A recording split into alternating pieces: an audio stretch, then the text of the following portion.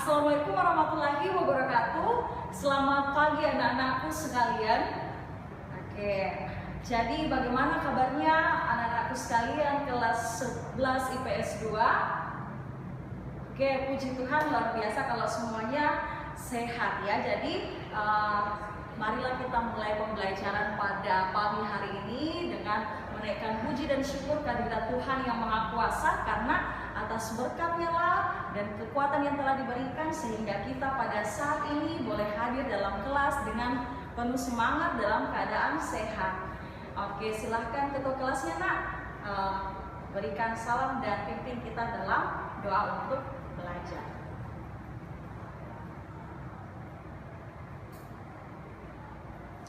Oke, baiklah. Jadi apakah semuanya hadir pada hari ini? Atau ada yang sakit atau izin temannya nak? Oh, luar biasa, semuanya hadir ya pada hari ini. Oke, sekarang ibu mau tanya, ada yang masih ingat pembelajaran kita di pekan yang lalu membahas tentang apa? Ya, silakan Arya. Ya, benar sekali, tentang laju reaksi. Ada yang masih ingat apa itu pengertian dari laju reaksi? Coba Aulia, Akbar, bagaimana nak, apa itu pengertian laju reaksi? Ya, benar sekali, laju reaksi adalah laju pertambahan produk persatuan waktu atau laju pengurangan reaktan persatuan waktu. Nah, terkait dengan laju pertambahan produk dan laju pengurangan reaktan inilah yang menjadi kaitan dengan materi pembelajaran kita pada hari ini. Kita akan belajar tentang kesetimbangan kimia. Oke, jadi kita akan belajar tentang kesetimbangan kimia. Kesetimbangan kimia ini banyak peran dan manfaatnya dalam kehidupan kita sehari-hari.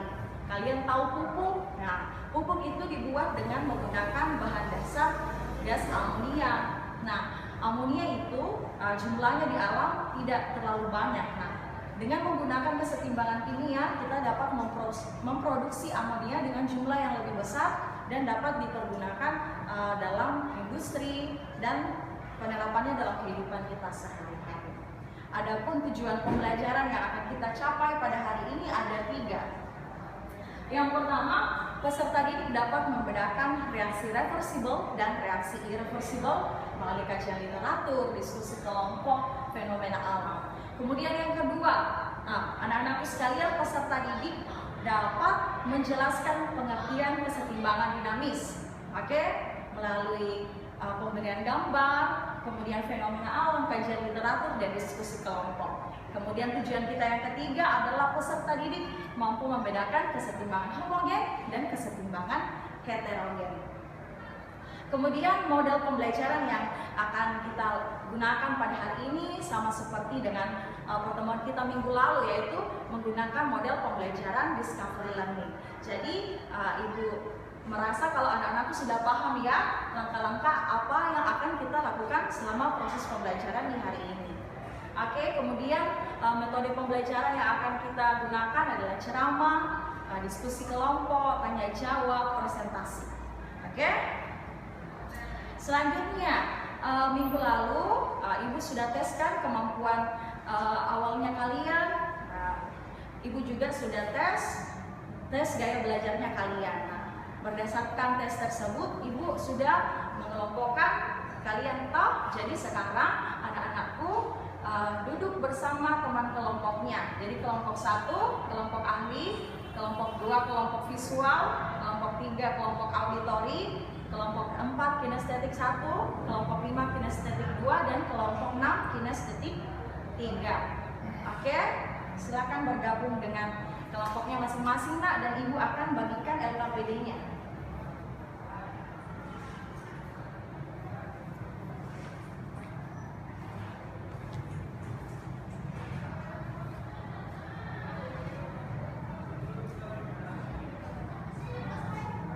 Oke, jadi semua kelompok sudah terima LKPD-nya nak? Iya, jadi silakan duduk ya, sudah duduk semua dengan teman kelompoknya. Oke, bagaimana kelompok 1? Oke, jadi silakan kalian pertama-tama tuliskan nama kelompok dan nama anggota kelompoknya yang tertera di lembar pertama LKPD-nya. Oke, silakan nak dituliskan nama anggota kelompoknya. Sekarang setelah dituliskan nama anggota kelompoknya, kita buka halaman ketiga bagian stimulasi atau stimulation. Oke, kita perhatikan stimulasi gambar pertama. Oke, anak-anakku sekalian, pernah enggak kalian melihat kayu yang dibakar sampai habis? Pernah? Iya, pernah. Kayu yang dibakar sampai habis itu dia bisa menjadi arang atau abu. Sekarang ibu bertanya, bisakah abu dan arang itu kembali menjadi kayu yang utuh? Oke, berdasarkan reaksinya bisa enggak? Oke, jadi sekarang terkait gambar kayu ini, pikirkan pertanyaan-pertanyaan apa saja yang muncul setelah melihat gambar kayu dan reaksi pembakaran kayu ini. Oke, selanjutnya kita melangkah ke gambar yang kedua. Gambar yang kedua adalah reaksi pembakaran belerang. Nah, belerang dibakar yaitu direaksikan dengan oksigen menghasilkan gas SO2. Nah, gas SO2 mau dikembalikan lagi menjadi belerang dan oksigen, apakah bisa atau tidak? Silakan perhatikan reaksinya. Kemudian ada gas SO2. Nah, gas SO2 ini mau dibakar, dia ingin dibakar menjadi gas SO3. Nah, gas SO3 ternyata dapat terurai menjadi SO2 dan oksigen. Jadi, kalian perhatikan stimulus 1 ini dan tuliskan pertanyaan-pertanyaannya. Oke, selanjutnya kita melangkah ke stimulus yang kedua. Nah, kalian bisa lihat ada gambar apa? Ada air yang sedang dimasak atau air yang sedang mendidih. Sekarang, kira-kira kalau kita memasak air yang mendidih dengan panci yang terbuka tanpa ditutup, lama-kelamaan volumenya akan habis atau akan berkurang kan? Oke. Tapi kalau ditutup dia berkurang atau enggak? Tidak kan? Nah, jadi kira-kira apa pertanyaan kalian terkait proses pemasakan air pada panci ini? Silakan. Oke, selanjutnya stimulus yang ketiga. Nah, silakan anak-anakku sekalian perhatikan reaksi-reaksi berikut. Kira-kira apa yang menjadi persamaan, apa yang menjadi perbedaan, dan apa yang kalian ingin tanyakan terkait stimulus yang ketiga ini. Oke, silakan buat pertanyaan masing-masing per kelompok. Jadi anak-anakku, kita buka lembar yang ke-5 setelah memperhatikan stimulus yang telah ibu berikan. Kita masuk ke dalam tahapan problem statement. Nah, di sini kalian menuliskan pertanyaan-pertanyaan terkait stimulus 1, 2, dan 3. Oke, kira-kira apa yang kalian ingin tanyakan? Coba ibu minta kelompok 4 untuk stimulus yang pertama. Apa pertanyaannya, nak? Oh iya, jadi pertanyaannya kelompok 4 itu dia menanyakan mengapa belerang kalau dibakar menjadi SO2, gas SO2-nya tidak bisa kembali lagi menjadi belerang, sedangkan gas SO3 kalau dibakar SO2 dibakar jadi SO3-nya bisa kembali lagi. Oke, pertanyaan yang bagus. Nah, kelompok 1, 2, 3, 5, dan 6 juga silakan tuliskan pertanyaannya di LKPD-nya masing-masing.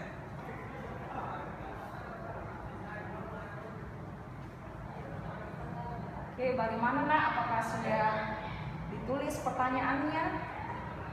Iya, jadi silakan tanyakan. Oke, air mendidih, kira-kira kalau dia di ruang itu apa yang mau kita tanyakan? Silakan ditanyakan, dituliskan pertanyaan. Oke, kelompok 1 sudah, nak? Kelompok 6. Oke, jadi sudah semua dituliskan pertanyaannya untuk stimulus 1, 2, dan 3. Sekarang kalian tuliskan hipotesis. Jadi kalian buat jawaban sementara terkait pertanyaan-pertanyaan di stimulus 1, 2, 3, dan 4. Jadi 1, 2, dan 3. Jadi ada 3 hipotesis. Oke, misalnya untuk tadi, coba sekarang kelompok 1. Oke, apa hipotesis yang sudah kita buat, nak? Oh iya, dalam reaksi kimia ada reaksi yang habis dan ada reaksi yang dapat kembali ke bentuk semula. Oke, benar. Jadi silakan buat hipotesis untuk stimulus 2 dan stimulus yang ketiga. Oke, sambil Ibu lihat ya, supaya Ibu tahu apakah semuanya benar itu dalam membuat hipotesis.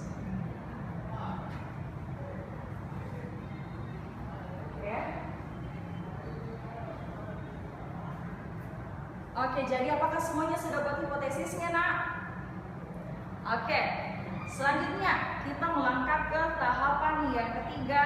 Oke, buka lembar LKPD-nya. Kita masuk ke data collection atau pengumpulan data. Oke, jadi di sini Ibu berikan kesempatan kepada kalian untuk mengakses video, flipbook, e-modul maupun buku cetaknya dalam mencari informasi terkait hipotesis yang telah kalian buat. Jadi silakan anak-anakku buka dan cari materi disesuaikan dengan gaya belajarnya. Misalnya kelompok 2 kan kelompok visual, mungkin bisa mengakses modul, flipbook maupun buku cetak. Kemudian kelompok yang ketiga, kelompok auditori, mungkin bisa membuka video pembelajaran. Kemudian kelompok 4, kelompok kinestetik, silahkan maju ke depan. Ada barcode yang telah Ibu sediakan, kalian bisa scan ya, dan kalian cari materinya di dalam isi file dalam barcode tersebut. Kemudian Ibu juga sudah sediakan ada satu video untuk kelompok 1, kalian juga bisa nonton itu, nak, sebagai materi tambahan gitu, untuk menambah pengetahuan. Oke, jadi silahkan, nak, dicari informasi terkait hipotesis yang telah dibuat melalui link yang telah Ibu kirimkan di grup WhatsApp-nya, dan ada juga di LKPD-nya, bisa di scan ataupun di copy linknya. Jadi diskusikan dengan kelompoknya. Oke? Kemudian sambil kalian mencari informasi yang kalian temukan tersebut, silahkan tuliskan hasilnya di LKPD bagian data processing. Jadi peserta didik secara berkelompok menuliskan hasil penelusuran informasinya pada LKPD. Nah, di situ kalian tuliskan apa yang kalian temukan. Kemudian setelah itu kalian sudah tuliskan, oke, kalian hubungkan apakah materi yang telah kalian dapat itu sesuai dengan hipotesis yang telah kalian buat. Di situ kalian bisa lihat apakah hipotesis kalian ini sudah tepat atau bagaimana. Silahkan diskusikan dengan teman kelompoknya. Kemudian jangan lupa dipersiapkan untuk menyajikan hasil diskusinya itu, boleh dalam bentuk slide PowerPoint, boleh, ataupun dalam bentuk mind mapping, boleh, untuk dipresentasikan secara sederhana di depan kelas. Oke, jadi silakan anak-anak sekalian dikerjakan. Jika ada yang kurang dipahami, silakan ditanyakan.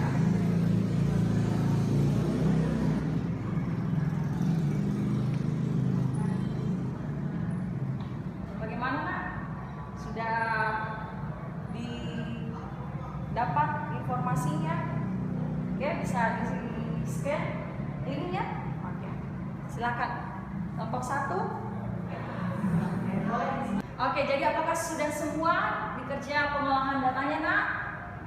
Oh iya, bagus. Apa sudah dibuat? Apakah semuanya sudah membuat yang akan dipresentasikan? Oke, ya.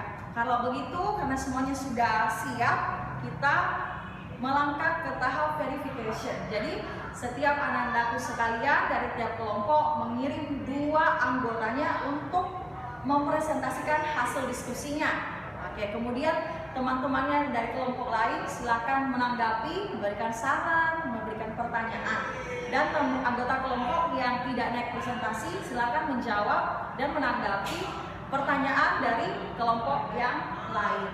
Oke? Oke, kalau begitu Ibu mau panggil kelompok 4 terlebih dahulu untuk naik mempresentasikan hasil diskusinya. Jadi mari kita dengarkan bersama. Jadi bagaimana, nak? Silakan. Oke, ada yang ingin bertanya terkait hasil diskusi temannya?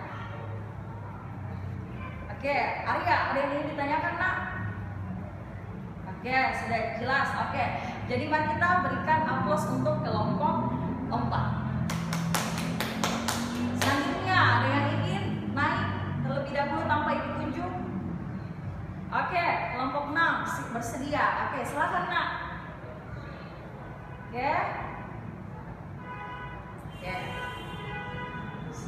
Oke, kelompok 5. 3, 2, 1. Jadi semua kelompok sudah naik ya, mempresentasikan hasil diskusi kelompoknya.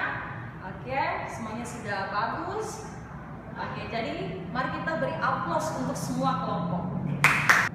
Baiklah, kita masuk ke tahapan terakhir dalam pembelajaran kita pada saat ini, yaitu generalisasi. Jadi peserta didik, anak-anakku sekalian, menuliskan kesimpulan apa yang telah kalian peroleh selama mengikuti pembelajaran pada hari ini. Oke, tuliskan di LKPD-nya. Setelah dituliskan, silakan kumpulkan kepada ibu, ya. Oke.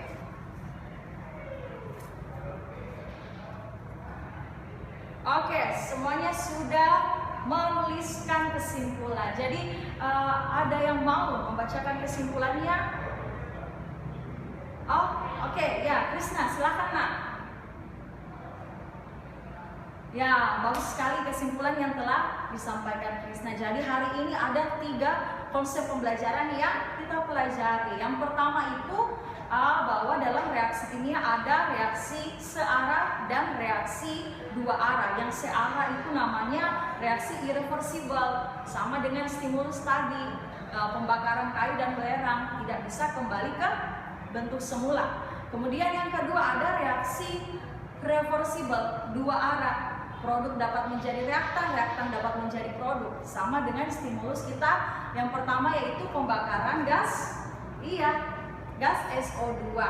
Kemudian yang kedua, konsep yang kita pelajari adalah kesetimbangan dinamis. Nah, kesetimbangan dinamis adalah keadaan di mana laju reaksi pembentukan produk sama dengan laju reaksi pengurangan reaktan. Nah, sama dengan proses pendidihan air di dalam panci yang tertutup. Nah, laju reaksi penguapannya air sama dengan laju reaksi pengemudannya air. Jadi tidak ada pengurangan volume karena air yang naik sama dengan air yang turun. Kemudian apalagi ciri-cirinya kesetimbangan dinamis? Nah, oke, di ruang tertutup, di sistem tertutup. Kemudian apalagi kelompok 6, apa ciri-cirinya? Iya, benar sekali. Tidak terjadi perubahan secara makroskopis, hanya mikroskopis. Ada perubahan tapi tidak dapat dilihat dengan kasat mata. Dan ada yang terakhir, ada yang mesti ingat yang terakhir? Oke, benar sekali, kelompok 2 dia merupakan reaksi reversibel. Dan yang ketiga yang kita pelajari bahwa kesetimbangan terbagi atas 2, ada homogen dan heterogen. Kalau dia homogen, dia terdiri dari satu fasa, bisa gas, nah seperti di stimulus yang ketiga. Kemudian kalau dia heterogen, nak, benar sekali, terdiri dari 2 fasa atau lebih. Jadi ibu sangat bangga dan mengapresiasi keaktifan anak-anak sekalian selama proses pembelajaran berlangsung. Semuanya aktif dan dapat mengikuti pembelajaran sesuai dengan gaya belajarnya. Jadi yang suka visual yang tadi lihat sudah bisa membaca, terus melihat flipbook. Kemudian yang suka mendengar, melihat video. Kemudian yang bergerak bisa scan barcode. Nah, semuanya itu sudah bagus. Karena itu mari kita beri aplaus untuk diri kita sendiri. Nah, untuk tugasnya, jadi ibu berikan tugas ya. Kalian buat karya. Jadi karyanya ini disesuaikan dengan gaya belajarnya. Yang pertama, untuk kelompok visual kelompok 2, silakan anakku buat mind mapping atau infografis mengenai konsep kesetimbangan kimia 3 materi yang kita pelajari pada hari ini. Kemudian untuk kelompok auditori kelompok 3, silakan buat podcast atau video yang berbasis audio.